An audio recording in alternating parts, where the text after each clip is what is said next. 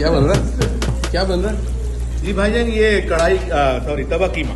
तवा कीमा जी, ये एक स्पेशल मसाला है। ओए होए, कीमा मसाला आपका? कीमा मसाला है ये। आपके अपने हाथ का है? जी जी, क्या बात का है। बनाया हुआ है।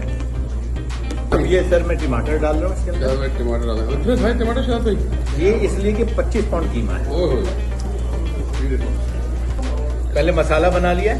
अच्छा, ओ अच्छा, कीमा बाद में डालना है ठीक, आपको? कीमा बाद में डाला है क्योंकि उसमें जो है सारा मसाले में मैरिनेशन सही हो जाए। Very nice. अगर मैं मसाला बाद में डालता तो फिर वो पूरे कीमे में मैरिनेशन करती है। Great. तो ये सर जी, ओए होए होए सर, माशाल्लाह माशाल्लाह जान भाई। बहुत आला। तैयार है ये आपका? Looking good. Beautiful sir. जबरदस्त सर भाई। Thank you.